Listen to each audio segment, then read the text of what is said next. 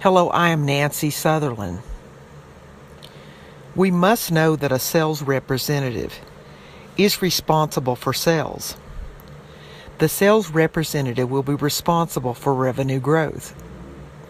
There will be sales forecasts of the product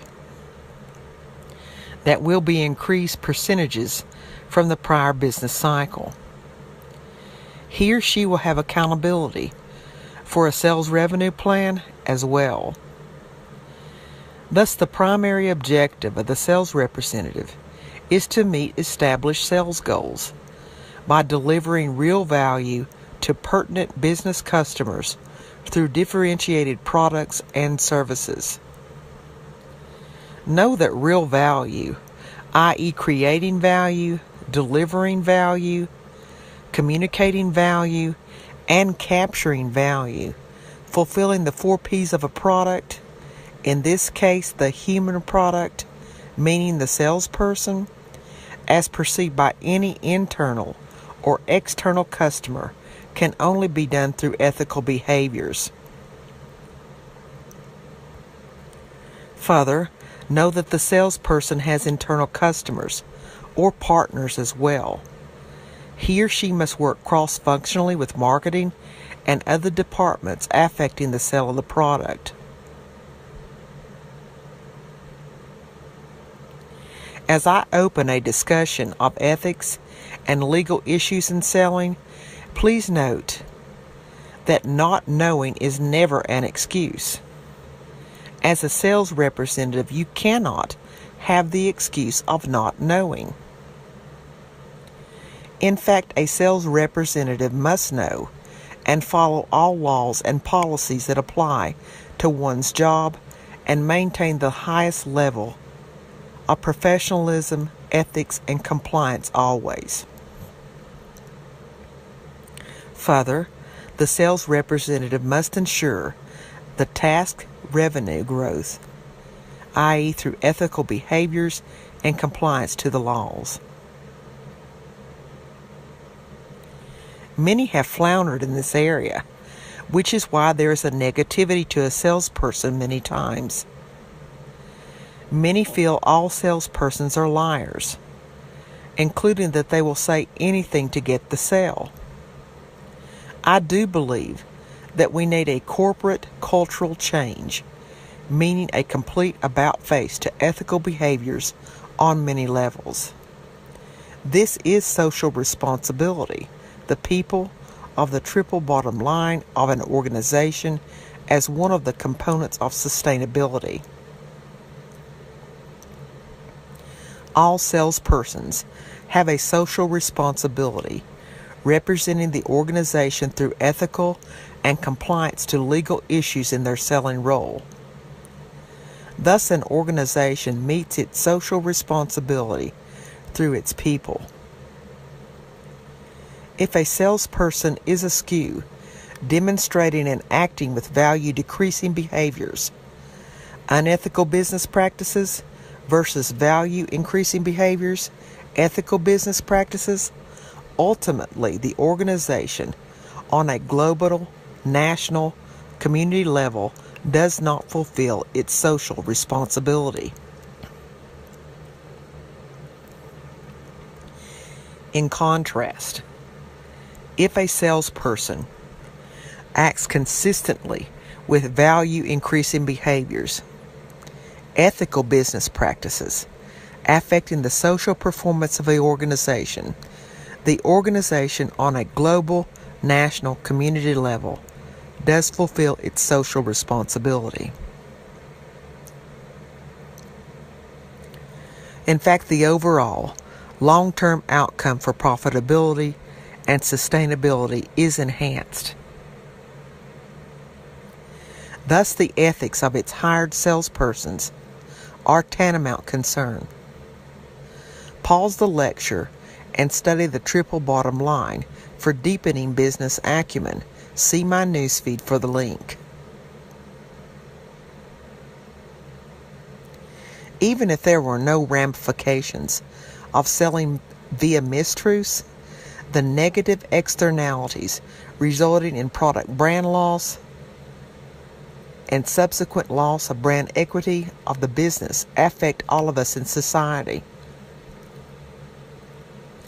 and negates any short-term personal gain of sales of a sales representative.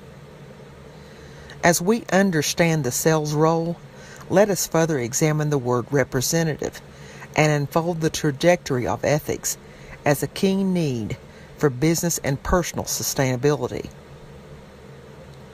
What is a definition for the term representative? The definition that works is that a representative is someone who acts for someone else. I want to deepen your understanding of the need for ethics by considering the word fiduciary. A fiduciary is a person who holds a legal and ethical relationship of trust with one or more parties, person or groups of persons. Typically, a fiduciary prudently takes care of money or other asset for another person. In fact, the fiduciary involves trust, as the fiduciary acts for someone else. The fiduciary has a position of trust, which is the obligation or responsibility imposed on a person in whom confidence or authority is placed. I just stated to you that the representative is someone who acts for someone else. In both roles, impeccable trust is mandated. A sales representative has been given a position of trust by the business that they are representing. When a sales representative brings himself or herself of the more serious mindset of fiduciary, the greater the selling-building partnership is fulfilled. This in turn increases long-term business sustainability and personal sustainability. However, when the sales representative acts distrustful versus building a trustful relationship, the inverse results, meaning less business sustainability and personal sustainability, even to the likelihood, if not resolve, to the demise of the business. Similarly, let us consider the principal-agent relationship. The principal-agent relationship is an arrangement in which one entity legally appoints another to act on its behalf.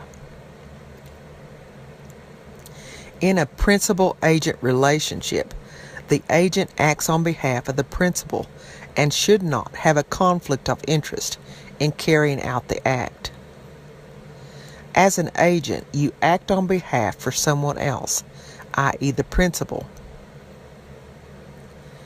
We are examining the socially accepted business terminologies which solidifies in one's mind the need for ethics.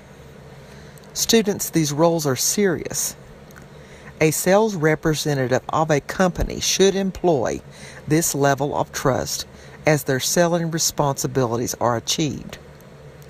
As I have stated, the definition that is highly workable is that a representative is someone who acts for someone else. Why does someone act for someone else? Because they can't or won't act for themselves. A business hires a sales representative to act on their behalf, to act for the business. As the sales representative acts for the business, who does the sales representative represent? A sales representative represents the company. A sales representative represents the customer. A sales representative represents themselves. The sales representative represents the university attended. A sales representative represents their family.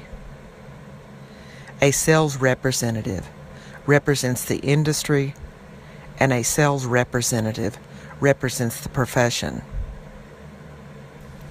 Inside the company, the sales representative represents the various elements of the company. A sales representative represents manufacturing. A sales representative represents management. A sales representative represents customer service. A sales representative represents accounts receivable. A sales representative represents credit, and so forth. The sales representative represents the overall business climate and the society and community that he or she lives from day to day. Please reflect upon these statements, noting that we do not operate as a silo into our own selves, but understand the full impact of unethical behaviors and their full trajectory upon all of the numerous individuals and/or functions of business that the salesperson represents. Customers need salespeople to act for them due to the imbalance of information, and the customers need to rely on the salesperson to interpret the situation and recommend the right solution, as well as the need for the customer to represent his or her needs back to the company.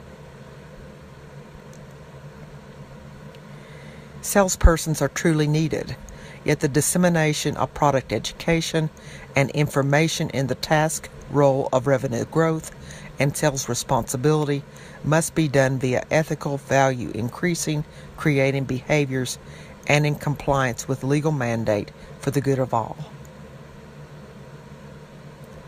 In contrast, see the negative externalities that affect all with unethical value decreasing behaviors. Please see my published work, The Bitter Pill, The Cry for Corporate Cultural Business Change.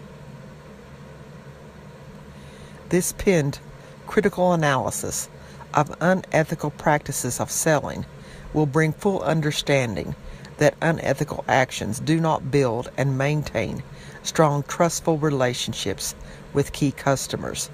This is not trustful selling, building partnerships. I am Nancy Sutherland. I am honored to deliver you this business content.